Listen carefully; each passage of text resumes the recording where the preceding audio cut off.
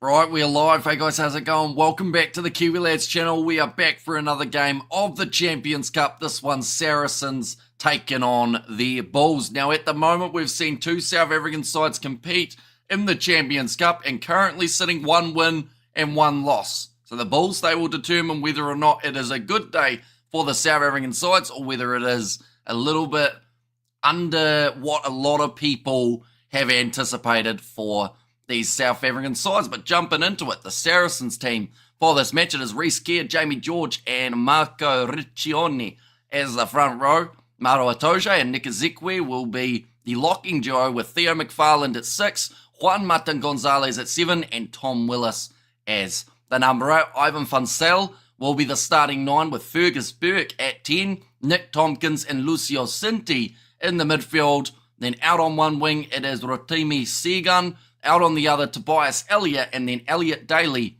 signing in as the number 15. In terms of this Bulls side, they have gone stacked for this matchup. Gerhard Stennekamp, Johan Robela, and then Francois Klopper as the number 3. Ruan Vermaak at 4 with JD van Heeren, or JF van Heeren, I should say. Marco van Staden, Visa, and Heineken as the number 8. And Broos Pepia and Johan Hussen will be the 19 combination with David Krill and Kanan Moody in the midfield. Devin Williams out on the left wing, Sebastian de Klerk out on the right, and Willie Leroux at number 15. Couple notable names missing here for the Bulls, mainly being Kurt Liarense, who is not there for this matchup. In terms of the benches for these two sides, still some great players to come later on in the game. Dayanti off the bench for the Bulls with Harold Foster also there.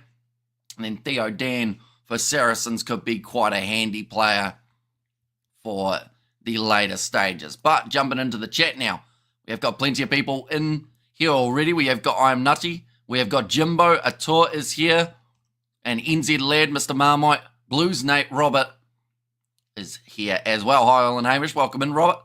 And Fergus Burke, I know that guy. Yeah, there's a few guys from Super Rugby. Theo McFarland, another guy that some Super Rugby lovers will know about. You can't afford to live in London, maybe only a couple of blocks. It should be a good game, says Neil. Yeah, hopefully it is a fast-paced one. Quite a chilly evening by the looks of it here for this game, which is the complete opposite of what we saw for those South African games where it was extremely warm, but this game does seem to be that little bit different as well. But do let me know your score predictions for this match, ladies and gentlemen. Of course, if you are new, be sure to hit that subscribe button as it is greatly appreciated. You will be in here for this match. Are you wearing full sleeve shirt? I am not, no. They're just a t-shirt I have got on. And Bulls were in Ireland. So I haven't had to travel to London, says Jimbo.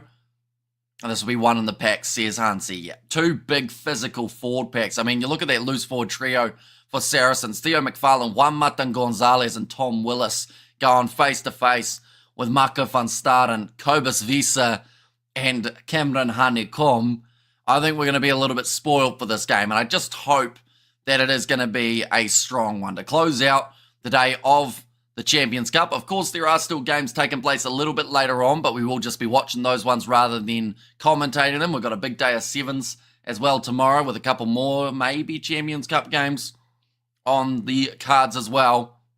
Johan Robela will lead this Bulls side out. Maro Itoje leading Saracens onto the field. True Hamish, Bulls by 15. Says Blues Nate. And Birmingham in Christchurch, says Doctor there as well. But the crowd are loving it. Two sides making their way onto the park and ready to make an impact. For a moment, we'll go like this. Go like that as well. There we go. But yeah, it is raining. It is windy. It is definitely not going to be a nice sunny evening for this matchup. New Zealand, to you Kiwi lads, 6:30 a.m. New Zealand time. Correct. That is when this game will be kicking off. A nice early morning start. We have already covered two games on the channel as well, though.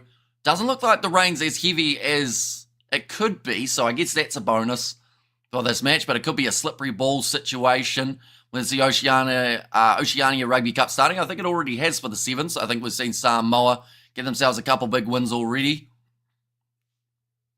But now we are ready to go. And the Bulls, they will be going from left to right. Like they've said, playing with the wind, but I think that this is going to be a tough game no matter what way you're going. We have got there, give us a quid. Governor, says Mr. Marmite. Hi, Hamish, as long as the Bulls nail them, says Funny. And they do come in as underdogs for this match at Stoney Stadium.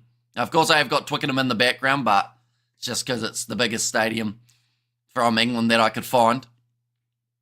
Now, thrown in, the Bulls have got possession from Ruan Vermaak, claiming the line out already. We see Nick Ezekwe trying to cause a bit of a nuisance of himself. Hang on, there's a second ball that has rolled onto the field. That is due to the strong winds. Right, so it's actually going to be a scrum feed for the Bulls. Okay, that's an interesting one. I feel like that could actually help a side. Is that something we could see in the future? Ball boys throwing a ball onto the field so that their team gets a scrum? Maybe. It looks like heavy and looks like rain and heavy wind. Yeah, it's definitely not going to be a free-flowing game like you would have liked to see when these two sides go face-to-face. Lots of mauls today. Yep, lots of mauls, lots of scrums, and we can hear the wind in the background as well blowing. And hey, Nate, bro, all good here. I hope you are too. I'll play rugby on a Saturday morning in St. Pat's, Wellington College. Now 90 seconds in. We got ourselves another scrum reset. Hopefully we don't spend too much time at scrum time throughout this match, but we probably will. I think is the sad reality of a game that can involve so much rain and wet weather on the cards. And now good scrum coming here from the Bulls. Well controlled though. Loose ball, that's going to be dropped. They'll go back for the penalty though. Bulls 27 to the 18 of Saracens, says Hansi. Is this the Bulls 18? I would consider it their 18. The only player that they're really missing, I would probably say, is Kutli Aronsa. Other than that though, like, it's a very strong team. Try speaking Aussie accent. I saying, hey mate, says NZ lad. And weather okay in Munster, says Jimbo. Of course, that is the other game that is taking place at the moment. Munster going head-to-head with Stade Francais, I believe they are playing at the moment. Ma might give it a break. You are a pain, really, says Barry. Bulls won't like this weather.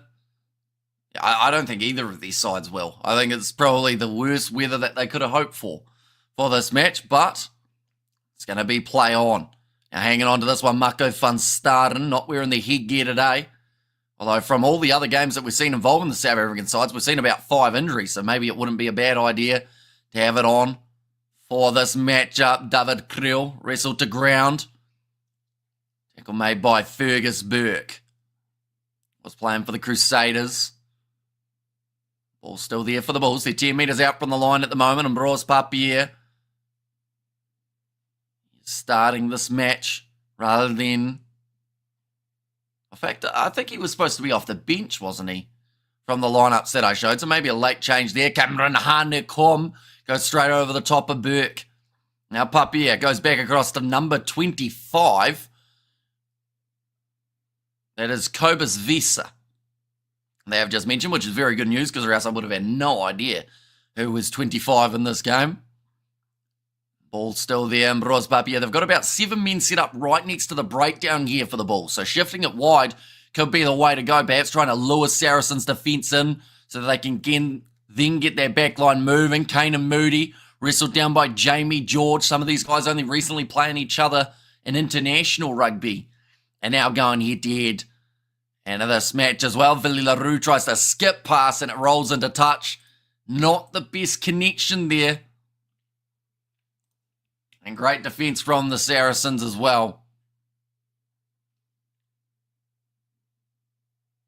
And like they've said, very narrow attack there from the Bulls. Will you cover day 3 test match where Stokesland are guaranteed to win? We will not know. I'll be sleeping during the day so that I can stay up all night tomorrow and do the 7s. I used to try and avoid that game because my hands always froze over. There after the game. Hard to take the laces off, says Doctor. Now rolling maul here for Saracens. Already 5 minutes into this contest. Go on short side. Ivan van Saal. Bit of a cheap shot on him by Cameron Heineken. They've been wrestled into touch. Just running out of space for Seagun.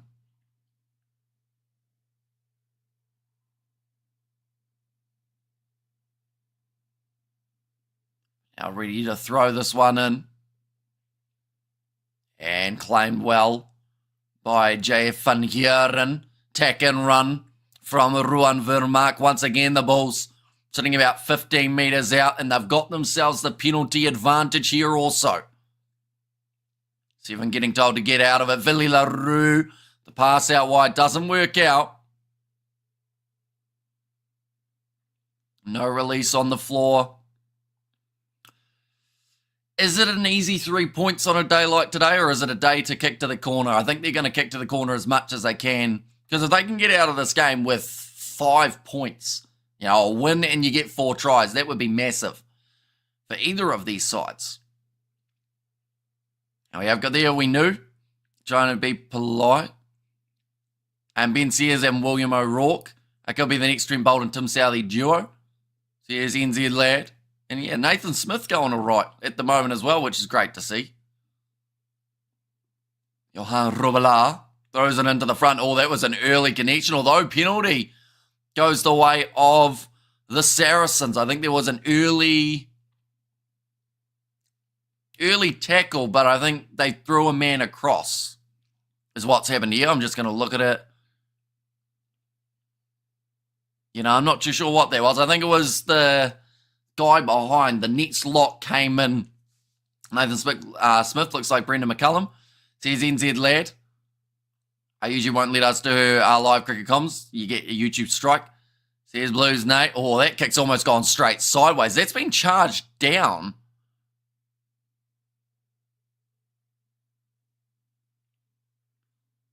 Wait, so Cobus Visa has charged down a penalty kick towards the touchline. Okay, that's unique. That's something you don't see every day. There's a few players having a bit of a laugh about it. But now, and that kick into touch. It is hard to try and get meters there for Saracens. That one's almost come right back around into the field of play. Now Jamie George with the line out. You just hear the blustering breeze. Still a decent turnout though for this game, all things considered. That one wasn't the straightest, but then is it ever going to be with the wind the way that it is? Jamie George hanging on to that one at the back. Now Funsell kicking it in behind, waiting for the bounce of the ball. Cameron Heineken gets the offload. Away, that is a hard pass to make, but Johan Goosen has done nicely now. Great hands from Devin Williams, but he is wrestled into touch by Saracen. Scramble defense. Oh, bit of push and shove. Why is Jamie George trying to start a fight with the smallest player on the field for the Bulls? Villy LaRue tried to have a bit of a push and a shove, and he ended up collapsing under everyone else. Oh, it's still all kicking off between these two teams. All of the games so far for the Champions Cup have had feeling when it comes to South Africa versus another side. But yeah, Villy LaRue, he tried to get involved and just got pushed over straight away. It wasn't ideal for the Springboks veteran.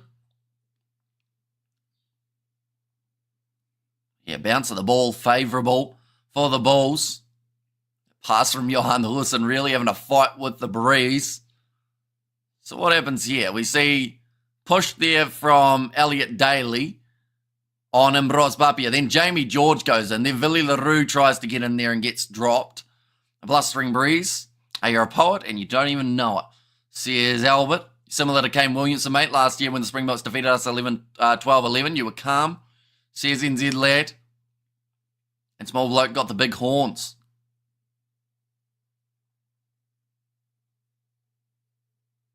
Okay, they're just talking about the escalation of a bit of push and shove. Okay, it's going to be the penalty going the way of the Bulls now for Saracens having push and shove. So Elliot Daly's the man to blame for that one. Crowd not happy about it, but it is one of those ones that they don't want this game getting out of control, which it could certainly do a little bit later on. And Huasin looking for the corner, and that is a great kick. In the breeze as well, 6 metres out from the try line, and now the Bulls on hot attack.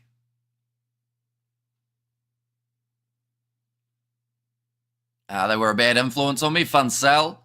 However, a bit of unwarranted attention from his former teammates. Nines are generally not most likeable characters, says Hansi. And Bulls tried the rolling ball, didn't really make any metres from it, but now Cameron Heineken makes a couple extra. Got his Springboks debut this year, and we'll be hoping for plenty more minutes in the future as well. Now 5 metres out from the line, Marco van Staden goes around the side of the breakdown, manages to avoid the referee. Four's been told to leave it. That is, of course, Maro Itoje, who's having a bit of a fiddle in the breakdown. Now Marco van Staden goes to the left-hand side. Defended again by Saracens. Van Sel. And he did with Papia in this one. Bit of tension there already between the two. Cameron Heineken. He has been released. Only a couple metres out from the line. Nick Ezekwe, I think, lost his footing. Now Papia, get a pass from Villaroo. And the finish in the corner for Sebastian de Klerk. And that'll be the first try of the match for the VODACOM Bulls. And best English team is playing for French teams. Says I am nutty.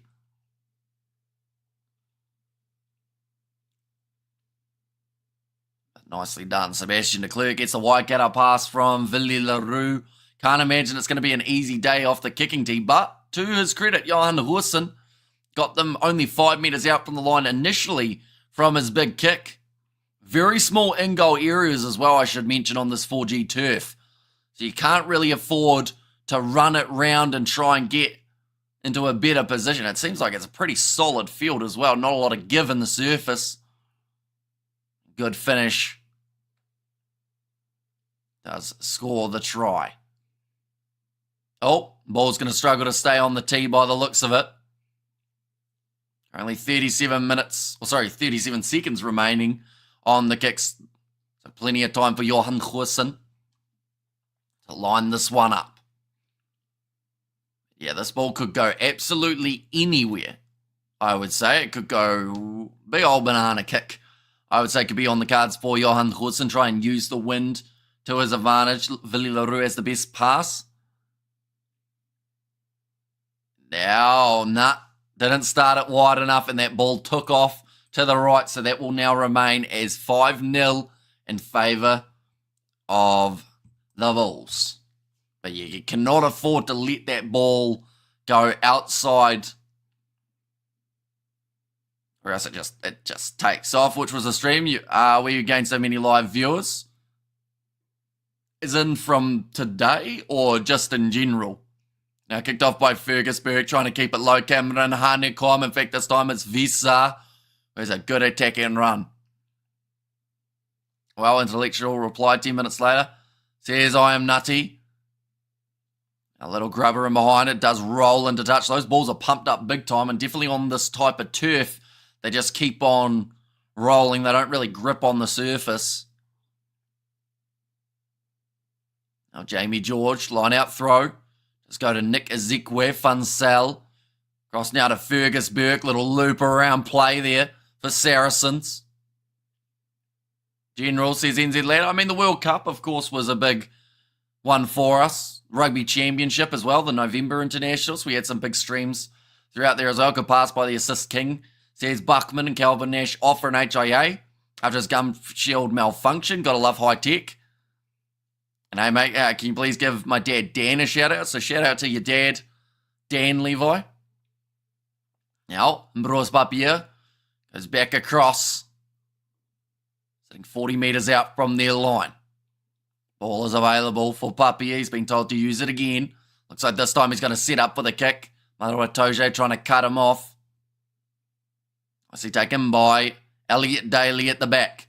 Now running sideways, looking for the draw and pass. Fergus Burke gets it right as well. A lot of open space for Lucio Sinti. Gets it one more to Seagun, who tests out his step and is eventually dragged down. Ball bouncing out the side, and the penalty goes the way of Saracens for hands down in the breakdown from David Creel. I hope Saracens win, says Mr. Marmite.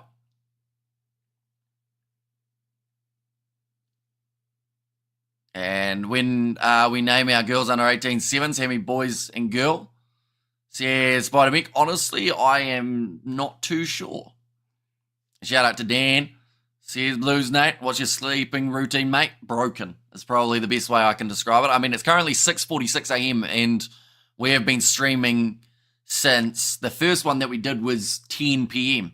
last night, so about 8 hours ago. Then I also was up all day, played a match of cricket. Riccioni looks like he's getting a little bit of medical attention at the moment. Hopefully we'll be all right to continue. We've seen far too many injuries today from the Champions Cup. They're saying, Elliot Daly, it's going to be a hard day at the back to try and kick into this win because it is blustery. That is for sure. There's not a lot of give. Did you eat eggs? It makes you fresh. I did not eat eggs, so I guess I'm not fresh. And try Munster, says Jimbo. Now Fergus Burke looking towards the corner. Some of the more challenging conditions that he's had to play in, but that is not a bad kick. They'll be about maybe 15 metres out from the line. If you try and go for too many more, you start to take too much of a risk. Hi, Amy. Says Maritz, welcome in, mate. Almost stolen at line-out time from the Bulls, but Saracens still in possession. Now Willis goes across to Juan Martin Gonzalez. I really want the Bulls to pull this one through, says Monday. Let's go, Sari, says Mr. Marmite, and there is a knock on there. Ripped forward by White, so the scrum of Saracens. So a little partial knock on there from the Bulls, but yeah, almost stolen at line-out time from Ruan Vermaak. Van der Heever, you got big.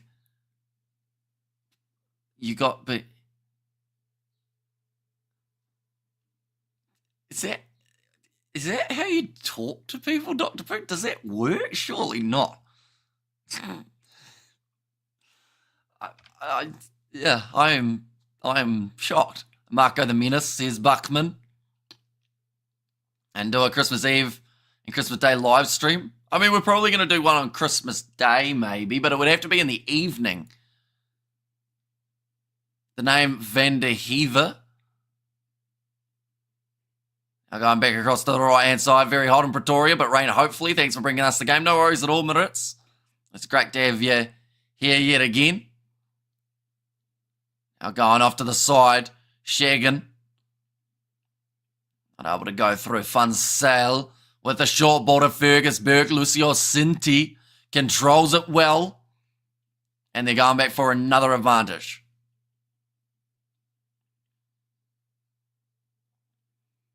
Deep breaths already being taken. Theo McFarland, he got the offload away to Marua Toje. Dr. Pooh, go poo yourself, says Maritz. Now, Saracens, it's an easy 3 if they want it. But then is it an easy 3? It's not the best day for it, but I think they are going to take on 3 points here. The posts are wobbling. What if George buys an iPhone 16? How will you react? I'd be like, oh, because he currently doesn't have an iPhone. He has Samsung, I think. So, yeah, I'll be quite surprised.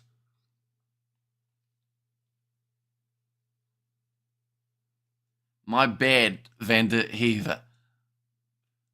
So, how is it that, for, like, I don't understand how your brain works. Because surely you feel like you should feel bad before they reply. You know? Now lining up this kick for Fergus Burke. About 10 metres out from the line, but he has to strike it true, and it might go over the roof. Oh, it's hit the post and come back out. Hard day at the office. Misses from 10 metres out in front.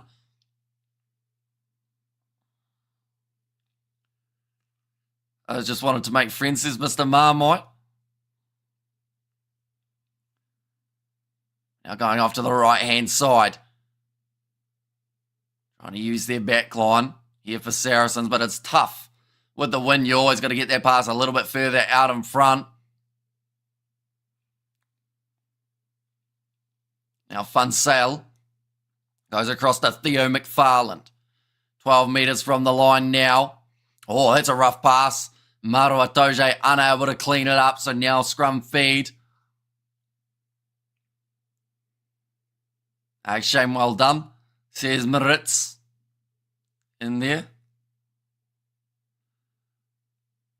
The chat's very weird today. Or not even weird, just everyone's in a fighting mood for some reason, aren't they?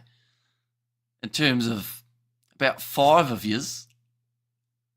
Like, what is Fundin, even more like Fundin Bend? The NZ lad, that doesn't even work, you know? It's a poor effort.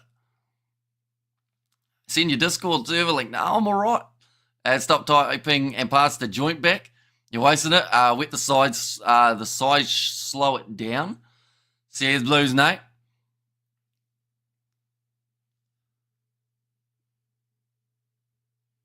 But now, Ambros Papia. Going to be feeding this one in.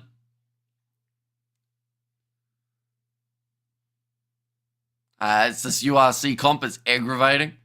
Says Doctor. Oh, free kick going the way of Saracens.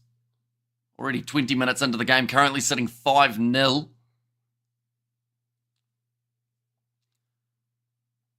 And great stuff, Mr. Marmite.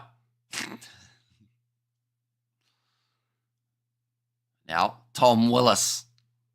4G pitches are the worst. Same things, or some things should just not be done on plastic. Yeah, like, that's the thing. They try and make it as realistic as possible on a 4G turf, but it just still isn't the same. Like, no matter how much they want it to be.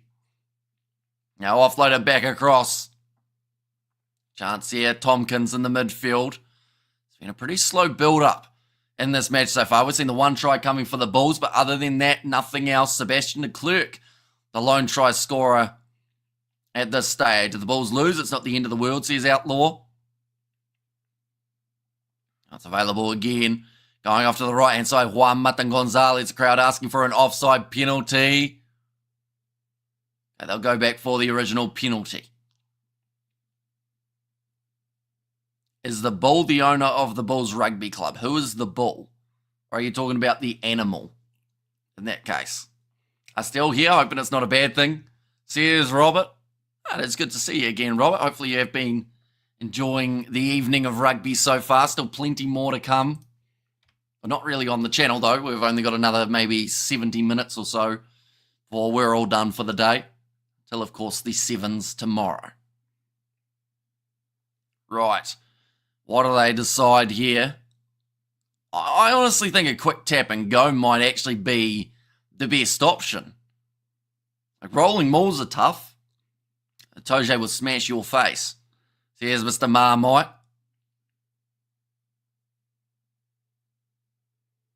Now, kicking it towards the touchline. Why do you say penalty? Says Ruben Africa. Just comes out that way, I guess.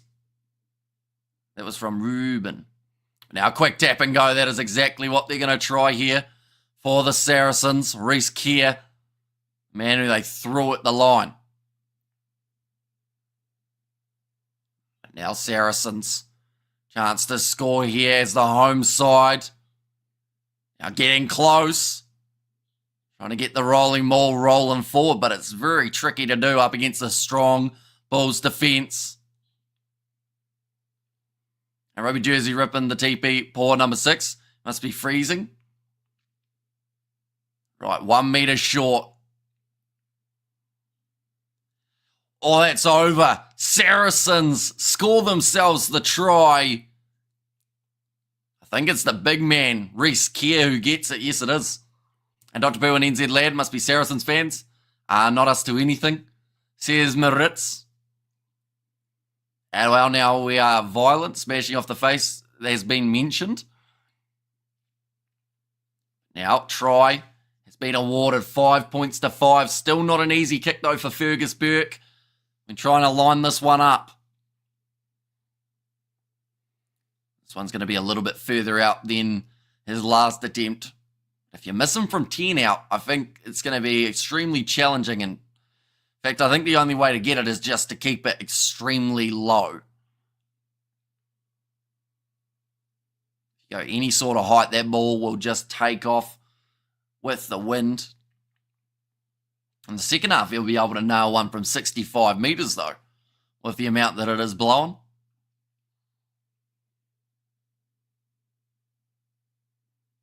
Now Burke, 23 minutes in. Nutty is being rude again. And he's going to get off the channel. Support the bull animals by buying Bulls Rugby. And Fergus Burke, it's gone straight up and straight down, away to the right-hand side. Then I'll make the score now 5 points to 5. We have got there, did you know the letter A is actually ancient Egyptian symbol for a bull? And South Africa, Afrikaans and English-speaking people would pro, says Ernest. NZ Lad is a troll. I think we've got about 5 trolls. Somehow we've ended up with all the trolls today. But seeing, thanks for the mentions, mate. You're my weekly beer and rugby, mate. That's a big boot. And it's gone dead from the Bulls. Too much wind on that one. And too much juice on it as well.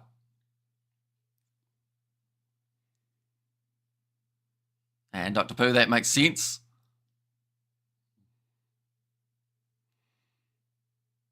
Yeah, that one's just gone. As soon as he kicked it, Johan Hussen, it was always going to be hard to stop it.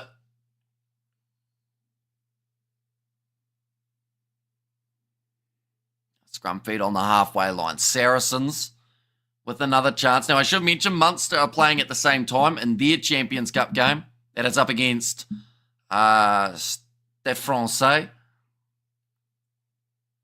Why not just kick off with a grubber if you know the wind is so strong? It's actually a very fair point from yourself. Like, it's just risky going that high. Definitely if you're trying to kick deep. Like, I'd understand it if you were kicking off short, but if you're kicking off long, it's just too risky. That's going to be against Papier. Okay, that's actually going to be against Francois Klopper. A Nankerville head contact, yellow card. Solid. But they're currently 7-0 up at the moment, Munster. The next games that are taking place, Glasgow versus Sale Sharks and Racing 92 versus the Harlequins. Oh, Elliot Daly has kicked this one and it has gone into touch. He's actually lost meters. Like they've said, he's got one of the biggest boots and it's actually gone backwards by 5 meters. This is definitely not the type of condition that you see every day for a game of rugby, but it certainly brings a bit of uniqueness to this situation. Is Fergus Burke related to Matthew Burke? No idea. Chat is boring now, says Mr. Marmite. That's because you've scared away every people or every person who's trying to chat normally. NZ Lad, keep it in your pants, mate, says Charles. 2 dominating scrums by the Bulls, 2 penalties for Saracens. Strange by the yellow ref, says Buckman. That's going to be another penalty now going the way of Saracens. Have you seen Daly's kick into the bin? I have, yes. Very impressive one.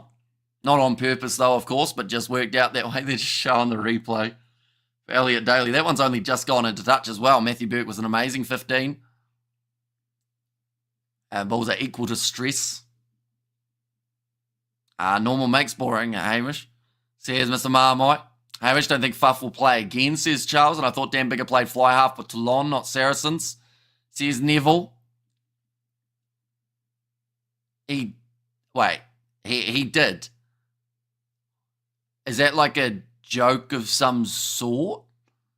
Because if it is, it's gone straight over my head. I do apologise. I don't think the Bulls will win tonight, says Outlaw.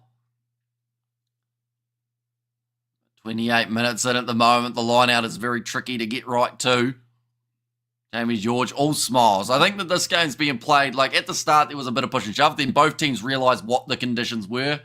And they've just realised if we can get through this 80 minutes, like that would be ideal.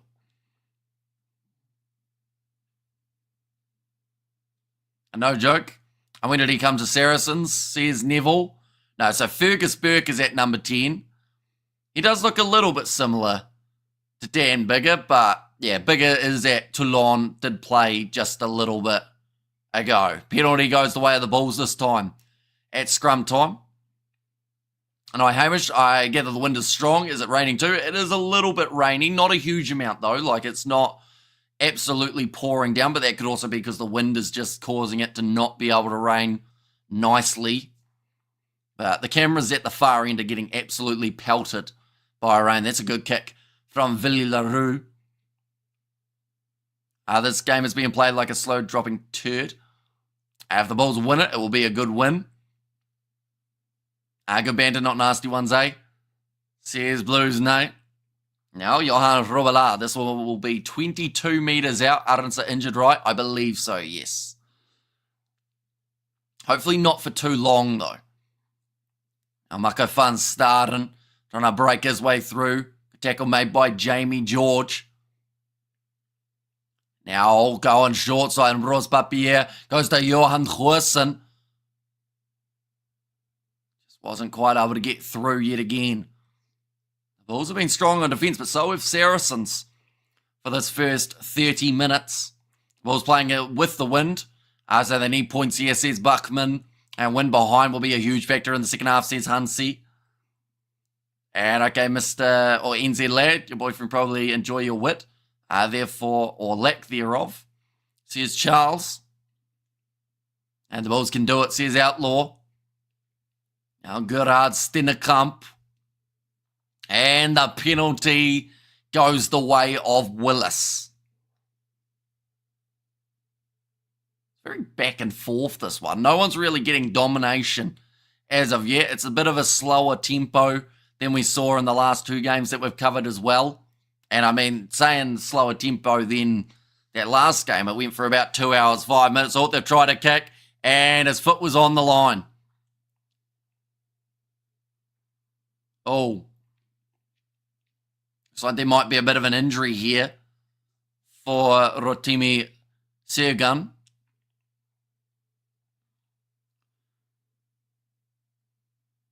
Gerhard Stennekamp manages to rip him down. Just a big mistake coming from Saracens. That was actually their kick towards the touchline, and it didn't go out.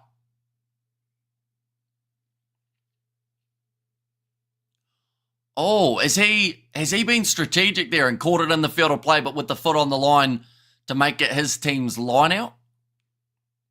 Maybe. We need this rain. Everything in Joburg has melted, including my cat.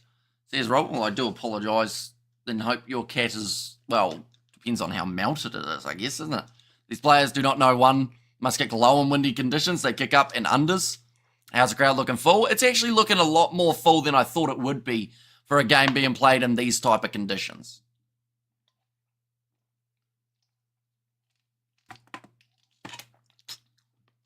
Like, it's not full, but that's probably more than you'd expect. I put it all in one, dry energy.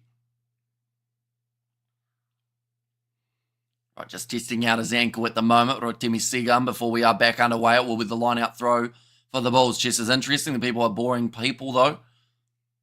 Says Mr. Marmite. Now ready to throw this one in. Nicely taken on. Just ripped down. Sacked it immediately. Pick and go from Johan Robillard. Cross Papier manages to find Mako van Staden. Now Cameron Heineken. Tactic seems to be use those loose forwards at the moment, which means Cobus Visa won't be too far away. And I wish apologise, but who won between the Stormers, says Nico. So in the end, Toulon won 24 points to 14. If you're wondering, Munster 14-0 against Stade Francais. Says Sean there. And the only interest Marmite has is what he owes his pimp.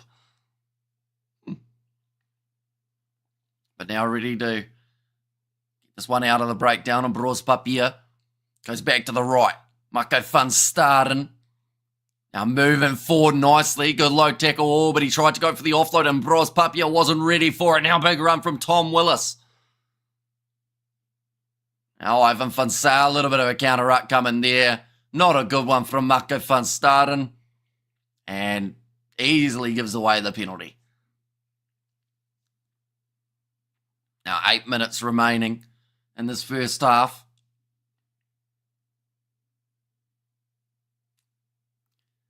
Theo McFarland. We haven't really seen a huge amount of him as of yet. There was a good low tackle made by Reese Kerr to be able to tie up those legs. Come on now, Mini. You got some class, my bro, says Doctor. Now passing it back across. Now moving forward. Tom Willis. They've just gone with the tap and go here for Saracens. Oh, they've got themselves another penalty. Quick tap and go. Taking it on again. They weren't back 10, I don't think, for the Bulls. Now back across to the left-hand side. Tompkins, quick hands from Theo McFarland going to once again Segan out on the wing. Now van Zyl goes to Maro Atoje. Big two-man tackle on him. Amendment playing in Japan. Says Brian. And thanks, Money. Says Nico. I mean, there were more than just Marnie Lebock who had a poor game for the Stormers. Maura Calant, he made some really bad decisions. He had some great moments, but he also did play a little bit rough. We hardly saw Ruan Nell, who's normally someone that we see stepping up big time. Well taken under the high ball for Sebastian de Klerk. He didn't take the tap, though. It's a good kick from Billy LaRue. That's now going to be the scrum for Saracens from Sebastian de Klerk not taking the mark. Aronson playing in Japan now. There's Brian there. And you keep it to rugby. And I miss you at the Box versus Puma Sevens. You make it a reasonable commentary, says Regine. But yeah, we should be here for all of the games tomorrow for the 7 side of things that we are covering on the channel. It was just the overlap, but also it was just one of those games that we didn't want to miss. At the end of the day, whoever won that was going to be going through to the semi-finals. What a rookie mistake by de Klerk, says Buckman. Yeah, that's the type of one that can really annoy a coach. Like, I know that Billy LaRue was calling out to him saying, give me the ball, but you still have to tap it. How's Fergus Burke going? He's been all right kicking tee. Not the best, but then what are you supposed to do when the conditions are the way that they are? Like, he's pretty much kicking into a gale force wind. Arabic covering 7s for Hammy. Says Spider Mick. And come on the ball, says LFG. Now, 6.5 minutes remaining. So there's about to be a change here. I think it's Visa. Like he's going to make his way off. And that is for Kirsten, I think. I have a hair in my mouth, and I couldn't get it, so very sad at the moment. But now, we are ready for another scrum. They have got Marcel Kurtz here, which they decided not to go with. Give you lads coverage. It's appreciated. You're in a class of your own. Says Regine, thank you very much, mate. Greatly appreciated. Another stoppage. Another scrum reset. I'm a Kiwi. Support. And Moody is playing. He's playing outside centre today, so number 13. Partnered with David Creel in the midfield. We haven't really seen them get the ball a huge amount, although Moody did have a decent run right near the start of the game.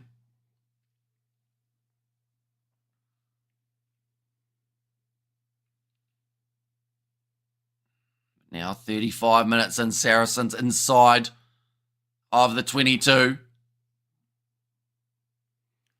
Now Tom Willis charging forward. Van Zyl being told to use it pretty much straight away. Here comes Theo McFarland, who's a great ball runner for these Samoans. He's fallen the wrong way, though. And there's a new advantage going against Heineken Champions, who looked utterly confused. Now he cleans out the breakdown as well. Oh, tell you what, he's getting himself in a little bit of trouble there, Honeycomb. Almost ended up with a yellow for what he was doing in the breakdown.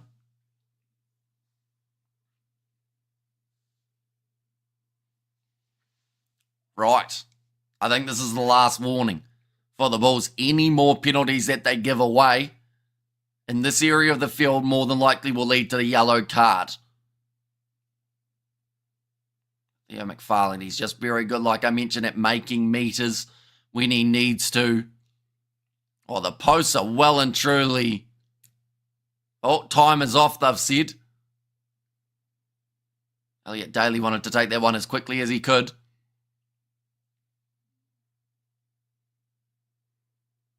Still 5 minutes remaining. What is the call? I think it's just going to be the quick tap again.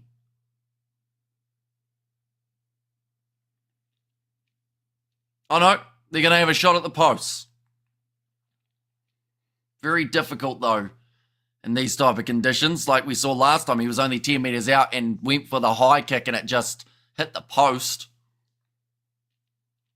Very funny, says Spider Mick. And I believe what I'm told to believe. Lovely. Now 4.5 minutes remaining. It looks like they will hold this ball on the tee again for Nick Tompkins. Just way too many penalties. Bulls discipline not good, says Buckman. Yeah, I think that unfortunately for them, they're falling into that similar boat that we're seeing for the Sharks and the Stormers today. That kick has gone over from Fergus Burke. It is now going to make the score 8 points to 5. Saracens with the lead now. But yeah, just too many penalties starting to come back to back to back for them. Could end up costing them in the long run.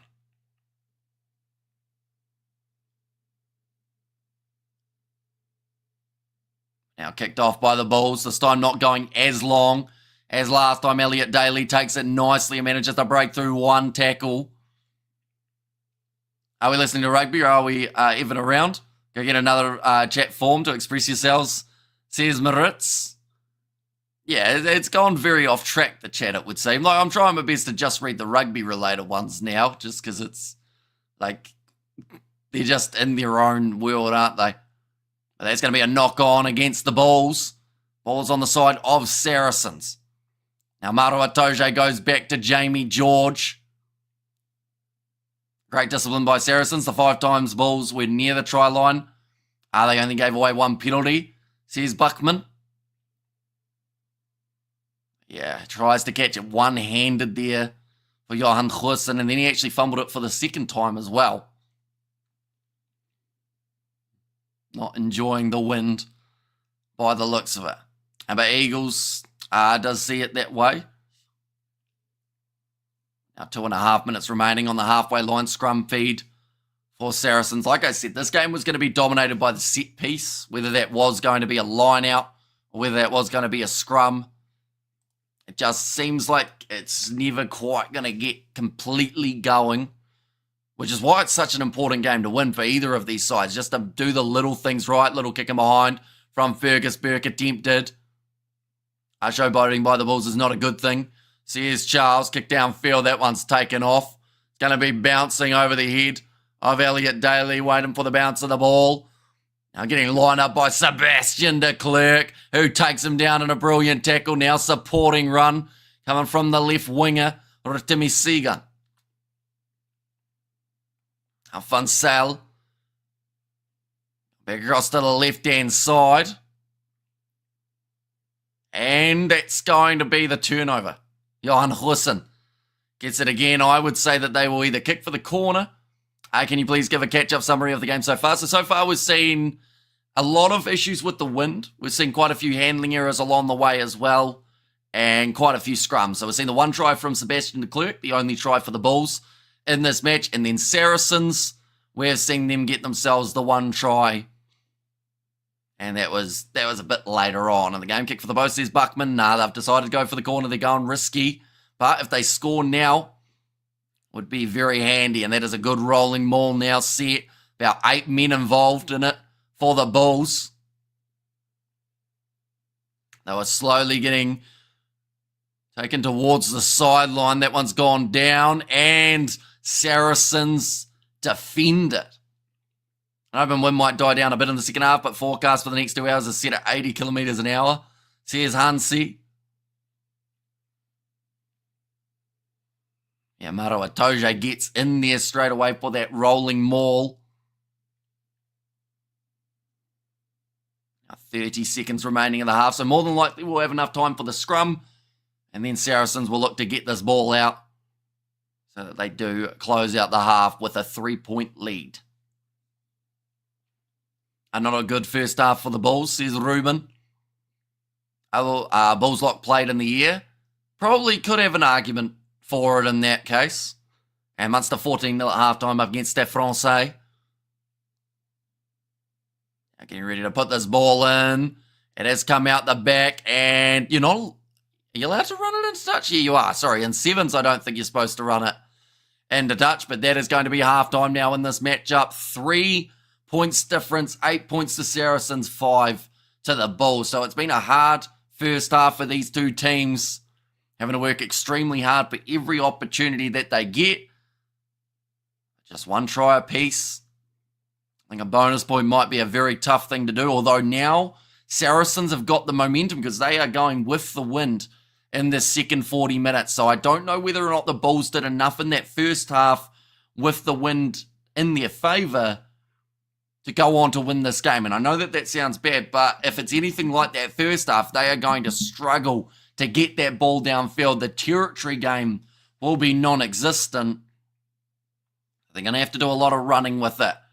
Well done, thanks, Hamish. Keep it up. Says Maritz, thank you very much. I reckon the Auckland Blues will play Leinster next year. I think that we get to see the Blues versus Glasgow for the warm-up game, I think it is. We get to see both sides play for, like they did last year with Munster and Crusaders. I think they're going to do that again, so hopefully we do get to see that once more. It is normally pretty exciting. And Blues don't have the budget for it. Says I am nutty. Yeah, second half. A few bench changes have already been made for these two sides. Looking through in terms of Saracens. Don't think they've had to make a change as of yet, but they've got some great options off the bench. Oroni Maui there in their number 17 jersey. The Bulls, they have got themselves Kutsia. We've seen Kirsten make his way onto the field. That is due to the injury.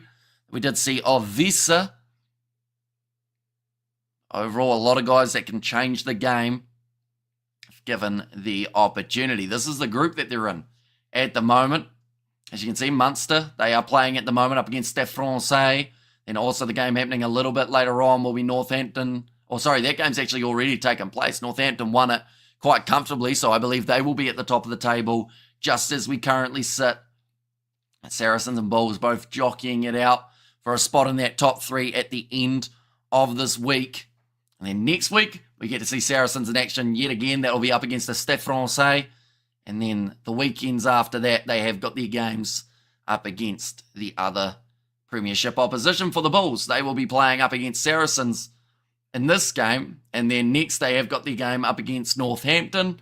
And then the game after that up against the Sharks. And I believe they have got one more after that as well. Maybe up against the Lions. No, in fact, sorry, that game won't be happening. I think it is just the two that will be taking place. But plenty of action still to come in this match. And the Bulls playing with the win badly. Playing against the win will be much tougher, says Ruben Africa. And also strange call by the Bulls. They play with the win and could at least took 2 or 3 penalties, or 1 or 2 penalties at the posts.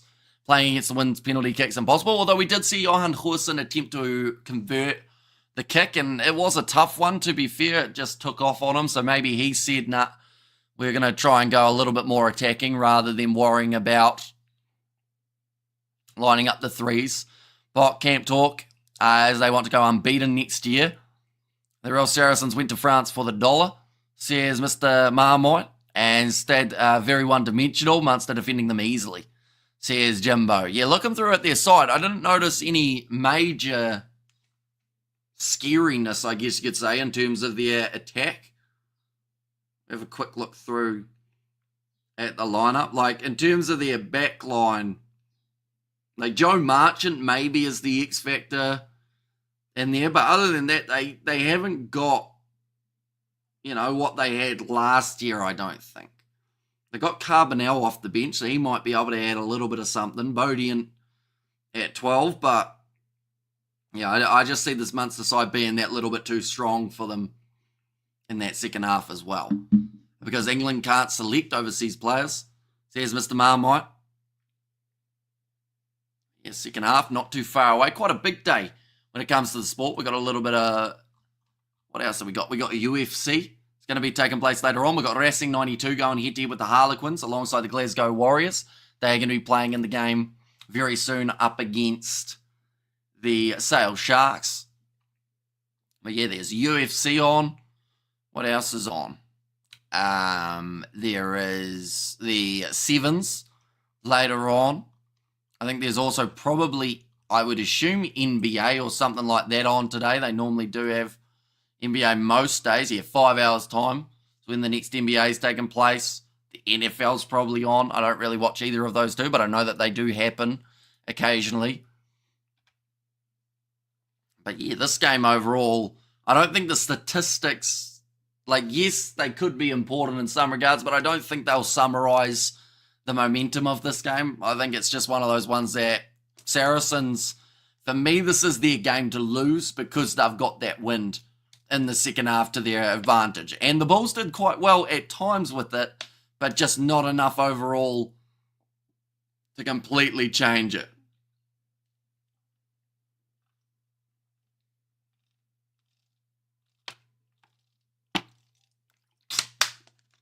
And Bulls will have to dig deep before coming out to play in this win chance to show a bit of BMT. Says Hansi. Yeah, they just got to really commit to the running game, I would say, is probably the best case scenario. Being a Kiwi, how much interest is there from your country in this league? Probably not a huge amount, to be honest. I'm probably a little bit of the exception. I don't know of many people, maybe this game and maybe the one after, people will get up to watch, but yeah, I don't think the Champions Cup gets a lot of attention here in New Zealand. Not majorly anyway. But I'm still happy enough to get up at the random hours and watch it. This will be our third game in a row that we have covered on the channel. And overall, today's been a pretty good day in terms of the rugby matches that we have seen. And we have got there, Yo, says Rapid X7. Welcome in. You are doing very well. Let me know your score predictions for the end of this game, ladies and gents. I honestly think we might only see 2 or 3 more tries. We won the 7, says Cornet. So semi-finals have been confirmed. On one side of the draw, it's South Africa versus Spain. On the other side of the draw, it will be Fiji versus France. So that's probably the bigger game of the two. I'd like to think South Africa should get past Spain relatively well. I remember a 2 Cents interview. They said they learn about Challenge Cup from your channel. Says, I am nutty. We have to do another collaboration at some point, I'd say. Maybe in the off season. Could be an idea. Got the football highlights. England versus Greece. I have no idea when that game took place. Maybe, they had it recently, didn't they? Maybe.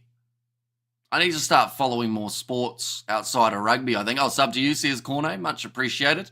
We are going to be here next week for the Champions Cup as well. No 7s next week, but we will be doing the 7s matches tomorrow too. And Spain carrying their form from Dubai. Impressive, says Lilia B.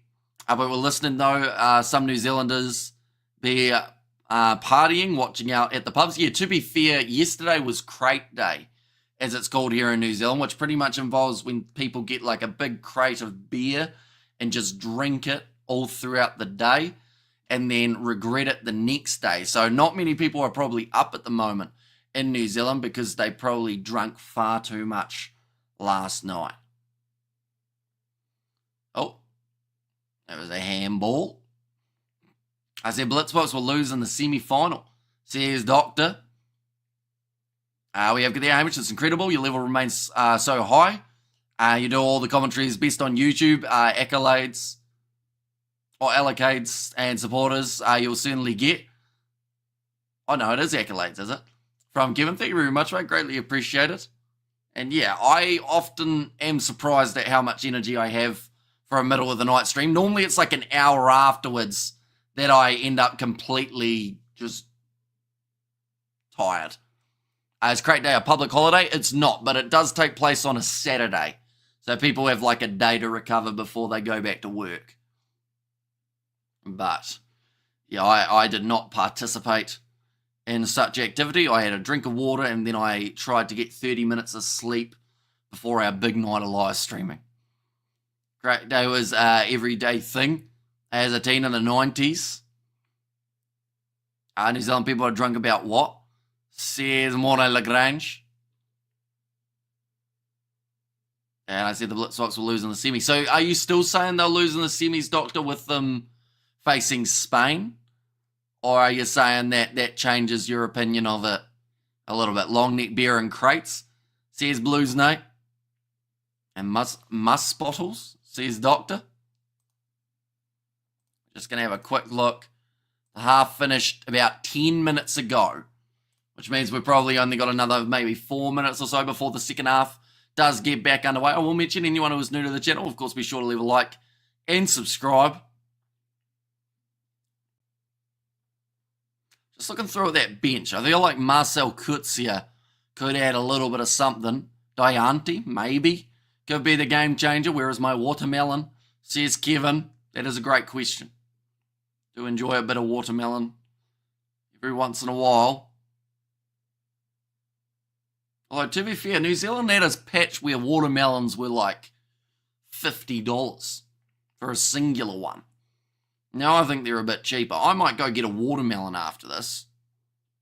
What's the time? It's currently 7:30 a.m. The shop here in New Zealand, the supermarket where I live, opens at 8 a.m. So straight after this next half, I might just go buy a whole watermelon and see what happens. You know? Probably should get breakfast as well. Probably shouldn't eat a whole watermelon for breakfast. Who won the Stormers game? The Toulon side got themselves a 24 points to 14 win over the Stormers. Stormers lacked clinicalness. They dropped the ball too often and they also got some silly penalties against them. Nah, mate, says Mr. Marmite, but why not? Will you get fried chicken with your watermelon? Probably not. I don't know whether that's a good combination. I also don't think many people or many places have fried chicken today.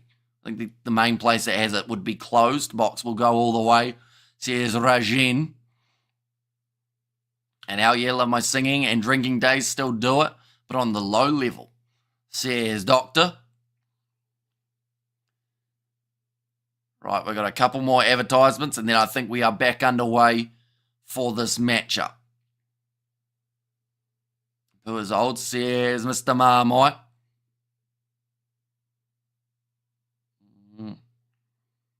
Yeah, if you haven't already, let me know your score prediction for this one. Do you eat the seeds of the watermelon or spit them out?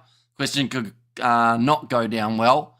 See, I'm very much a texture kind of guy, so I definitely take the seeds out. You know, and it's such an effort. You know, a seedless watermelon would be ideal, but they don't have them here. Is it a public holiday in New Zealand for the people to get drunk? No, it's just a Saturday.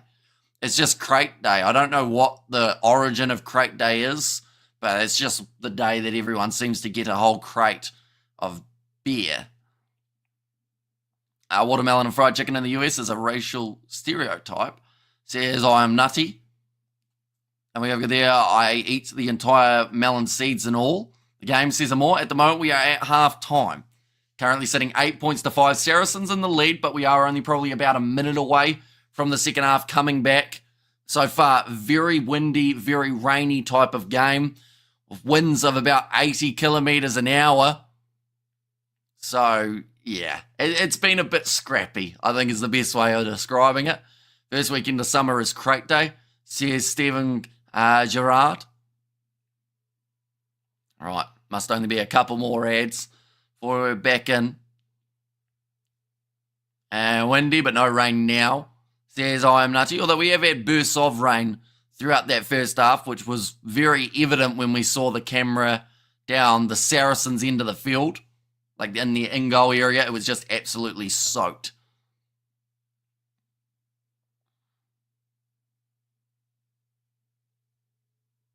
Right, who is going to be the big impact player? I feel like Johan Hussen had a bit of a mix in that first half, and, you know, he did a couple things well, he did a couple things not so well, and that's the tricky part of it.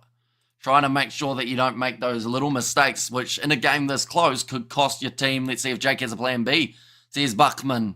Yeah, and it's definitely going to be tricky because they are going straight into the win now, rather than away from it. Like, yeah, I think Saracens will use the win better than we saw the Bulls. The Manhattan sidestepping the FBI, I have no idea what that is. I assume like it's something that's happening in America, but I don't really follow the news much. Saracens have honesty as keyword on the stadium. They got done for breaking the rules and the nature of love, says Doctor. Yeah.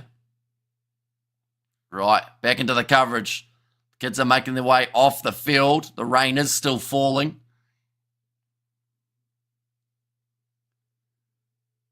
And now, Saracens will be going with the wind behind them.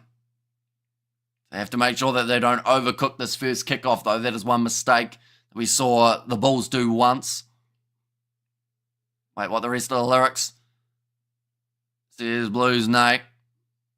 Right, they've just said about the rain and the wind gusts of 60 to 70 kilometers an hour. When do you see wind blowing the ball backwards? Yep. It's a tricky one. Oh, that's a good kickoff from Fergus Burke. Went low, tried to make it skid on a little bit. Bros Papier goes back across, I should say, to Rowan Vermaak. Little chip in behind from the Bulls. Billy LaRue makes the tackle. Now, will they look to use the kick? Yes, they will. Do you think perfect play for the Bulls? I feel like you're trying to set me up here for saying something bad, but I'd assume with a nickname like that, I'd assume he hasn't done something good. I don't see Malharba being the incumbent. Come 2027, any possible replacements? Says Toilet. Oh, well controlled at the back from Sebastian de Klerk. Now Fergus Burke trying to rip it away. Won't quite be able to. Bros Papier goes off to the left-hand side. Now Papier, the pass up again. Villy leaving the Bulls for Bath. There are those rumours, aren't there, that Villy LaRue might be leaving this Bulls side. They're starting to lose a few players as of late. Now Kirsten, man who made his way onto the field for Visa initially. Great work on the ball, and the penalty is won by Juan Martin Gonzalez. I have a feeling Malharba will be phased out, similar to how Franks was. Says Toilet Smitty.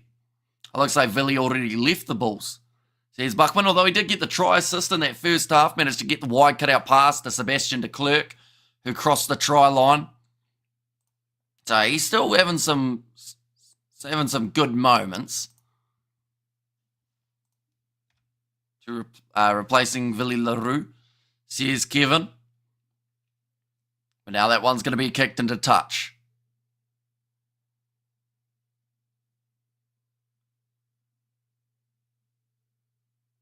Jamie George.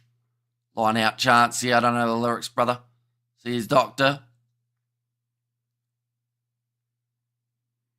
Now thrown in. Well claimed by Maro Atoje.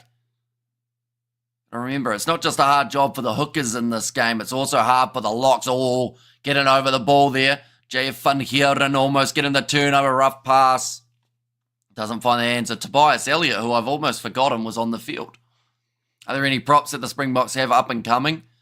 I mean, young Hendrik Wessels definitely is a bit of a shout there. Wilco Lowe is not as old as people think he is. So probably those two at the moment I think would be two quite good options. Ntuthuku Matunu, he got a little bit of a crack last year, but only a very brief one. Maybe they'd look at him a bit more full time. That one's not going to be straight.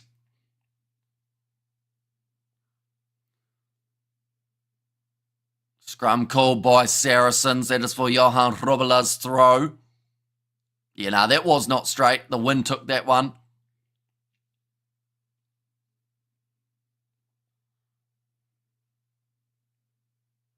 Now 36 and a half minutes still to come in this game. And it could be split by only a few points by the end of it. Just because of the weather. Saracens, I believe, have got all momentum at the moment. Now, Ivan Funsell ready to feed the ball in. Oh, no, it's going to be stopped. Why throw at the back if you know it was windy? So not doing racing game, Hamish? No, I'll just end up watching that one, I think. I'll probably watch it live and then watch the replay of Sale Sharks versus Glasgow. Problem with Jan Hendrik is that is likely hindering his ranks, that he needs to stick to either prop or hooker. Historically, Saracens were known for raiding regions of Europe, plundering them and taking captives. Their tactics included surprise attacks and swift movements. Says Jay, and now they're a rugby team. Now Ivan Funsell going off to the left-hand side. Carry there for Toby. Elliott almost tackled a little bit high. Big attack and run. Pops it up to Maro Itoje, who's had the ball ripped out of his hands as he was in the motion of scoring. Great last-ditch defence coming from the Bulls. And Bros Papia goes across to Kane and Moody, trying to exit his in-goal area. Has just managed to do so. Most vulnerable position in the box team at the moment, 10. Says Lilia B. Possibly. I'd even say 9 to a certain extent. The amount of 9s we have seen throughout 2024, like no one's really fully cemented yet. Like Grant Williams, I think would be probably the best choice, but they only really like to use him off the bench, with the exception of a couple games. Then you got Hendrickse, who was high up people's lists, and then he had his game up against, I think it was the Scottish, and then everyone went, nah, don't like him anymore. Faf de Klerk, he's injured at the moment. Oh, I think there was a drop kick attempt from Fergus Burke, and that one's gone dead. Bit of a risk there from so far back, but I guess it gets the 22 dropout. France have 5 quality 9s. Says I am nutty. And good evening, Sir Carlos. Says a Blues, Nate. And good evening, all go the Bulls, says Carlos. And there as well. I think it was Kirsten's hand that just slapped it away from Maro Itoje. And pity this bad conditions. No rugby to watch here. All a gamble who will win here, says Buckman. Looks like Kirsten getting a little bit of strapping on his fingers at the moment as well. And give me some, says Mr. Marmite.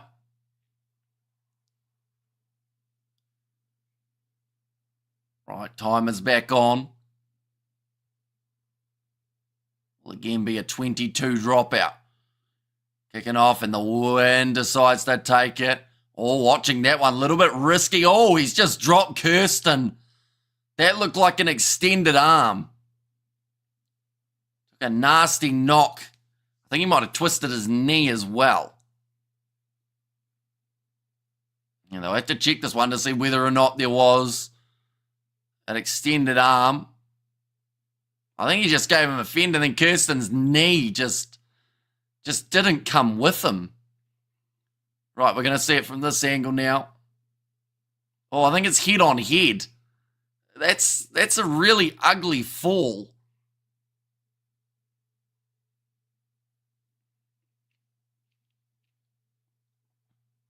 I don't understand how that big man's knee has bent like that when he's fallen down.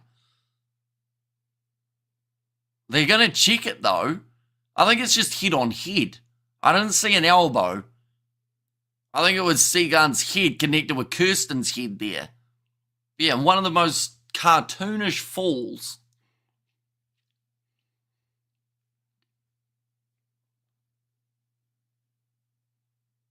Saracens 11. There's no elbow there. Bulls guy at fault. Yeah, I'm not sure what they're checking for here. The only thing that I can think is they're actually going to try and penalise the Bulls player. Because Because, yeah, pushes him with the fin to the chest.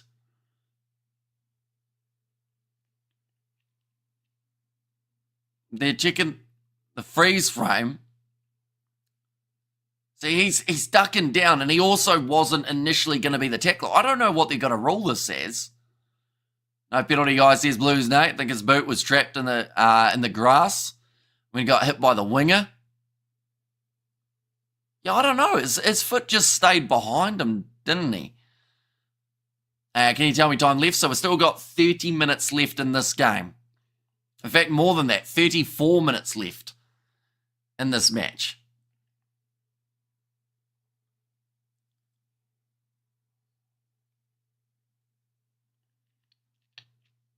Right, this is a yellow card. I assume that has to be for Kirsten. Has to be, anyway. You're also in that scenario. I think he was almost going to be going off for an HIA anyway.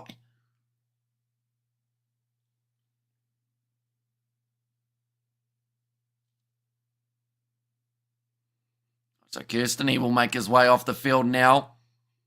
For 10 minutes, he's still trying to work his way back to his feet. He doesn't look like he knows where he is. So during the time that he's off, he'll probably also do an HIA, I would think.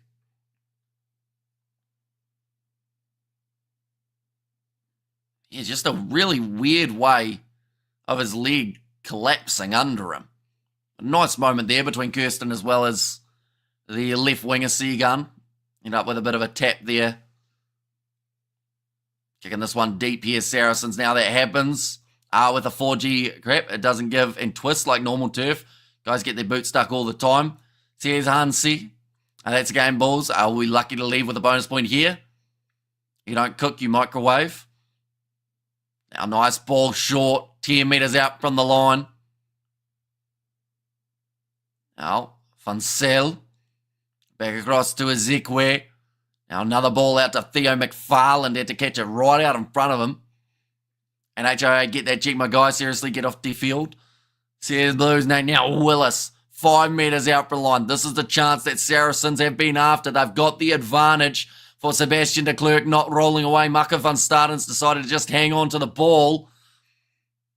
Right. He's on the last warning now. In fact, no, he's going off the field, Maka van Staden. What is it with South African sides wanting to play with 13 today? But Van Staden, or is it Van Staden or is it de Klerk? It is Sebastian de Klerk who makes his way from the field.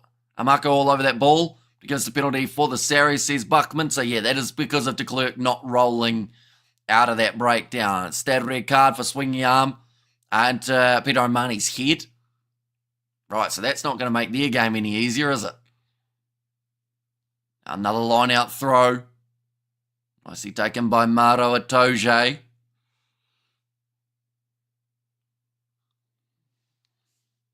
Rolling maul starting to creep forward that little bit more. Jamie George goes down over the line. And that will be the second try of the match now for Saracens. I feel like all the South African sides have had bad history with refs. Says Otaku there. And a 1% bro.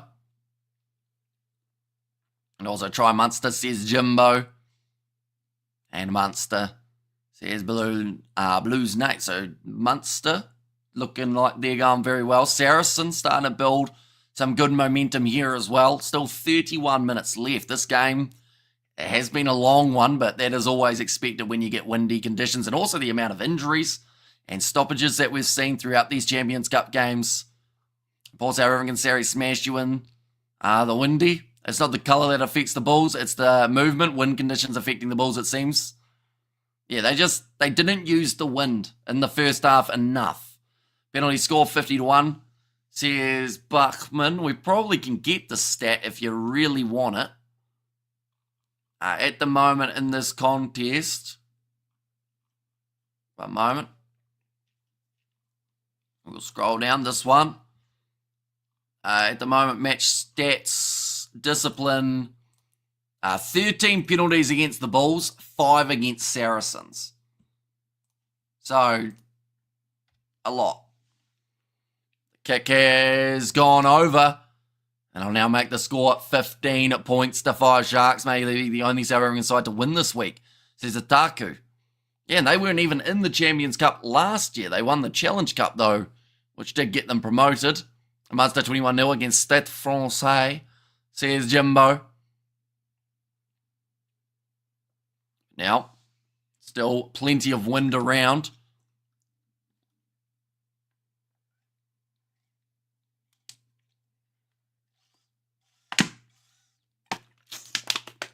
Still a lot of people in the stands. I can't get over how many have actually tuned in to watch this game live. Saracens in possession yet again. Looking that way at the moment, Otaku. Kloppe is now off the field. That is for Mornay Smith. Has made his way on. That is a high ball and nicely claimed by Willie LaRue, but in the end knocked it on. They will go back for another scrum. And Sharks was playing at home. Says Outlaw, that is true. The Stormers were also playing at home. Now, using up another 2 minutes or so.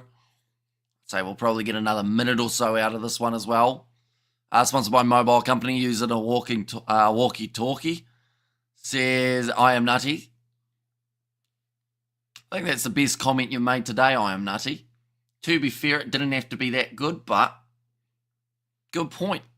Surely mobile phone or something could be used for that one, unless they also do walkie-talkies. Do Vodacom do any sort of walkie-talkie type arrangement? And on to the Sharks win, effing A.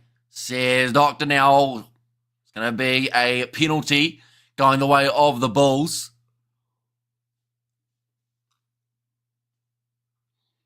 I've said that the front row collapsed with Richie Onye. Mako van Staden taking a quick tap and throwing himself at the opposition defensive line. Now Bruce Papier goes across Cameron Heineken. Good tackle on him. Been told to use it.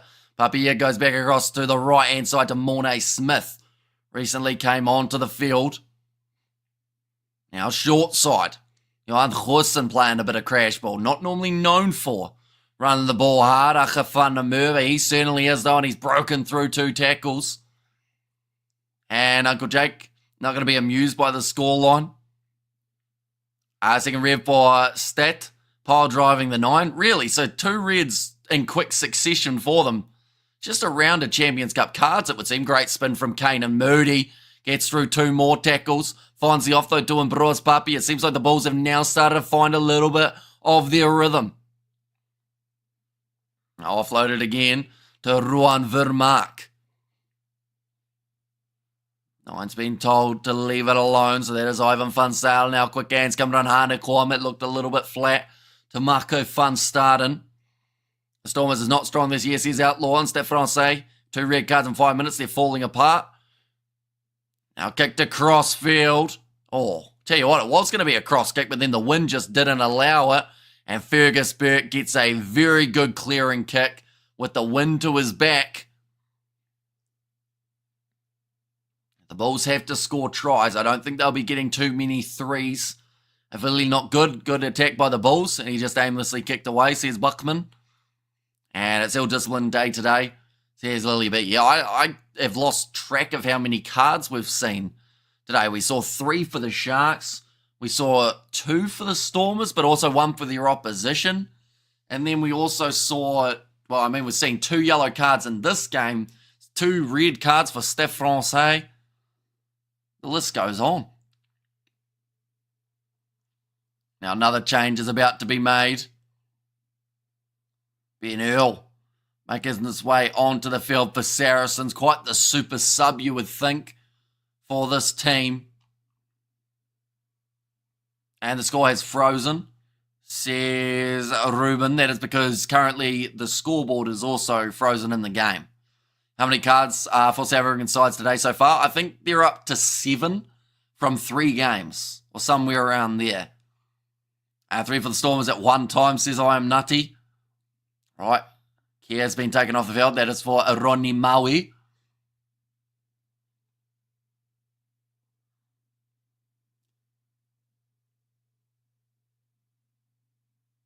Now making his way.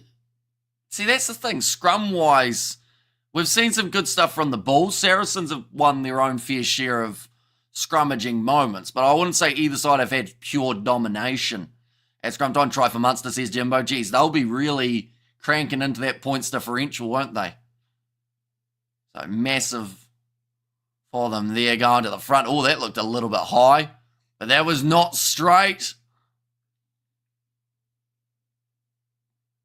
Saracens at the moment getting a little bit, yeah, oh, why is that not straight? If anything, it was actually more in the side of Saracens. I mean, that's what Aka van der Merwe is saying. Stade Francais not caring for this comp, so yeah.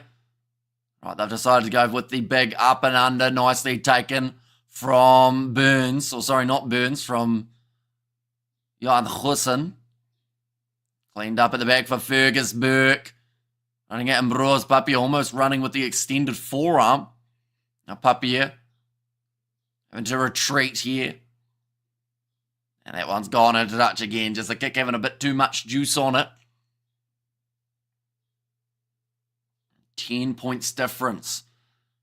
Same margin as we saw for the Stormers up against Toulon. And as soon as Toulon got to that stage, it just seemed like the Stormers couldn't quite get that rhythm going. I said the Bulls will lose today. See you back at Loftus. Sears Outlaw. Yeah, for the Bulls, they have got a game next week that they are going to be taking part in for this competition. It is up against Northampton, and that is at Loftus that they will get to play it. And then the week after that, they've got a South African derby up against the Sharks, and that is in 14 days' time. Conard versus Zebra, match of the round coming up. Says I am nutty.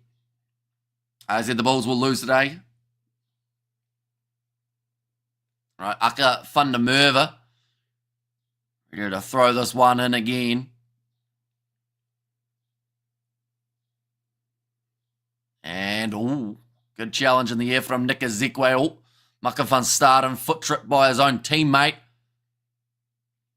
Ambroise Papier. Back across to the left-hand side.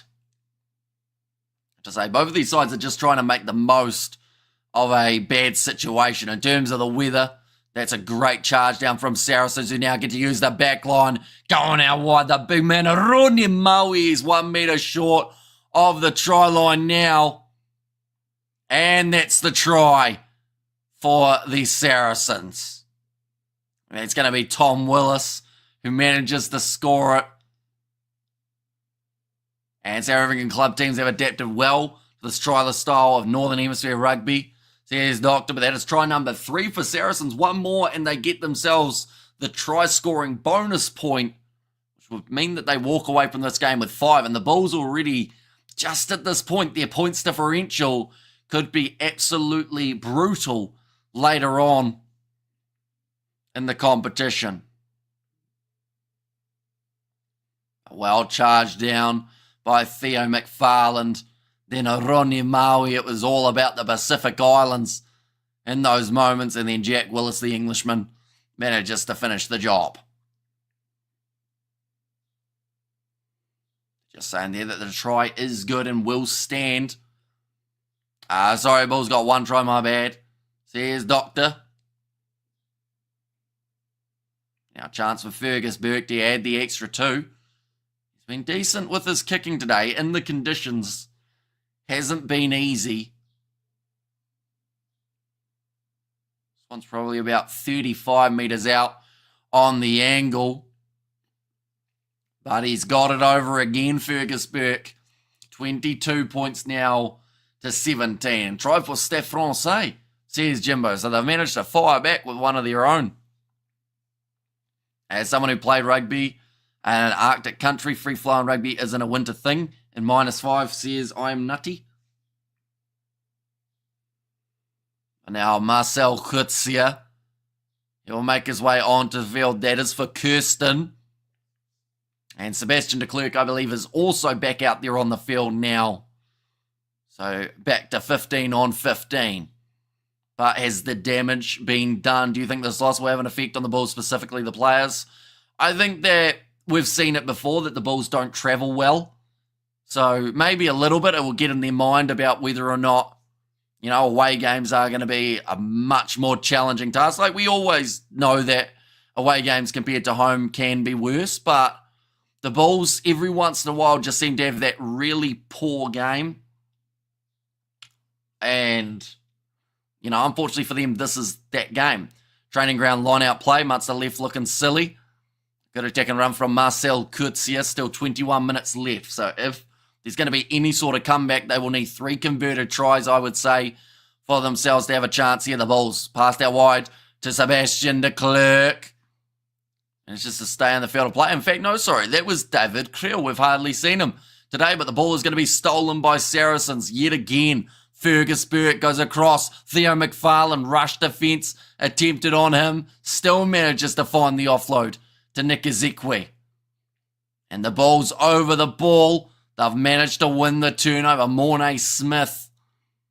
Of course, the turnover won by Cameron Heineken. The Bulls are never going to win this game. Says given an 8 p.m. special at Saracens Stadium. Oh, stolen back. Advantage must have been over. Or in fact, no, there wasn't an advantage in the end, as they did get the clean turnover. Having to retreat here, the Bulls. Devon Williams manages to clean it up. And Fergus Burke puts in the big hit to drive him into his in-goal area. Saracens now 5-metre scrum and the chance for a bonus point if they can score the try now. So it is a possibility. Like they've just said, just 2 flat. Well, we will go like that, and we will go like that as well. We pass the ball rain or earthquake. We break fingers because of the freezing conditions, says Doctor. Yeah, Devon Williams. Unfortunately for him, he was just the unlucky guy who had to wait for that ball to either pop up into his hands or just keep on rolling back. We've got a new channel member as well. It is I Am Nutty. Thank you very much, mate, for your channel membership. We're now 5 metres out from the line.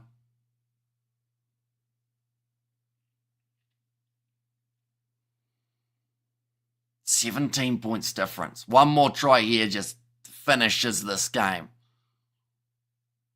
Mornay Smith says a Blues nay.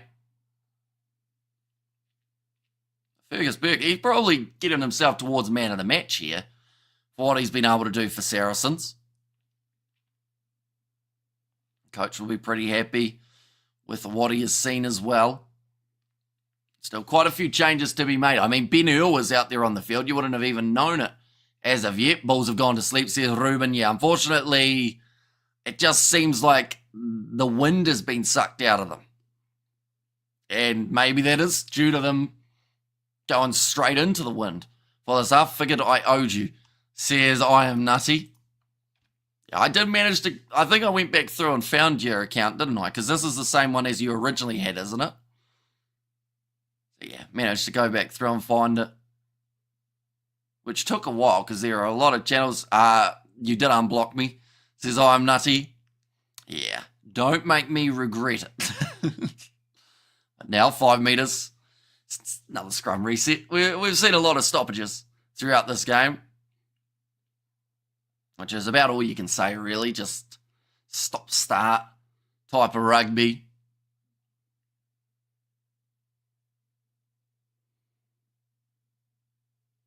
Gareth, as an old prude, says I am nutty. Gareth's alright. Like, if you talk to him a little bit more and whatnot, I don't know what you said, but it must have been quite bad, because I don't think Gareth often blocks people. I think you're probably one of the only people he has blocked. So, whatever you said, it must have been right on the kind of comment section type of thing. Oh, scrum going down again, but this time the Bulls will get themselves the penalty. You're not accepting the hit and you're folding, says the ref. Riccioni not happy with it. Just hinging at scrum time. Philly LaRue, his left boot. He will now be able to kick this one towards the touchline. And does go into touch. Probably not a bad kick from there. About 30 metres out from their line now for the Bulls. Couple more changes being made. Dianti makes his way on. And I think they're also going to make the change of their props. Stennekamp will go off. And then Tshakvili. Tshakvini, I think it is. Maybe. Hopefully I've said that right. Will be making his way on. Jamie George off. Also another change. Now Aka Fundamerva. Ready to throw this one in. Can't wait for Jake White's excuses. The wind, the airplane didn't arrive, so he had to walk from Ireland. What a joke. Pathetic performance. Says WLK. Now it's available for Marcel Kurtzia. And at best here, we could see a bonus point. Oh, Ronnie Maui, the power of that man. Locked himself over the ball. Marcel Kurtzia was hanging on to it that hard that he got pulled over the top with a Ronnie Maui. Theo Dan, the man who has replaced Jamie George, probably 1+1, says, I'm nutty.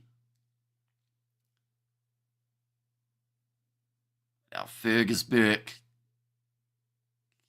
towards the touchline again. It's another big yawn. We've had plenty of them on this live stream, although to be fair, I have been up for over 24 hours with a 30-minute nap. That probably makes sense.